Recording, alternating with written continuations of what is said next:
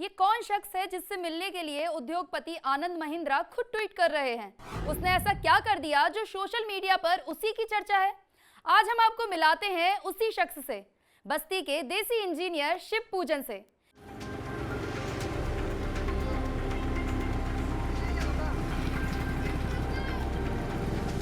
शिव पूजन इस वक्त सोशल मीडिया पर छाए हुए हैं। पूरा देश इनकी बनाई देसी फरारी का दीवाना हो रहा है। अब आप शिव पूजन की कहानी भी जान लीजिए और क्यों लोग दिन ब दिन उनकी फैन लिस्ट में शामिल होते जा रहे हैं। वो कहते हैं ना कि आवश्यकता ही आविष्कार की जननी होती है। इसी फॉर्मूले से शिव पूजन बस्ती के छोटे से गांव से निकलकर सोशल मीडिया की सुर्खियां बन गए।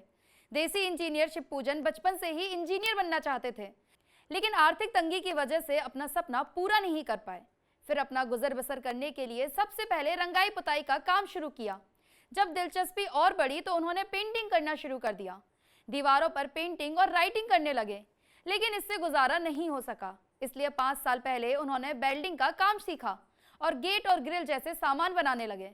इस दौरान शिव पूजन के मन में जुगाड़ू फरारी कार बनाने का विचार आया और उन्होंने अपने आइडिया पर काम करना शुरू कर दिया। वहीं जब इस पर आने वाले खर्च को वहन करने की बारी आई तो उनके भाइयों ने साथ दिया और 1 लाख रुपए का इंतजाम कर दिया। 3 महीने की कड़ी मेहनत के बाद ये कार बनकर तैयार हो गई। शिव पूजन ने बस्ती स्थित मालवीय रोड पर अपनी एक डेयरी की दुकान शुरू की। गांव से शहर तक दूध लेकर जाने में समस्या होती थी, लेकिन इसके बाद उन्होंने अपनी फरारी में कुछ बदलाव किए और अब वे हर दिन गांव से अपनी गाड़ी से दूध लेकर जाते हैं। वहीं पहली बार जब ये सड़क पर दौड़ी तो लोगों ने जमकर तारीफ की। उन्होंने बताया कि इस कार के निर्माण पर कुल लगभग 1.25 लाख रुपए का खर्च आया था। शिव पूजन बताते हैं कि वो कार से प्रतिदिन 1.5 क्विंटल दूध लेकर जाते हैं।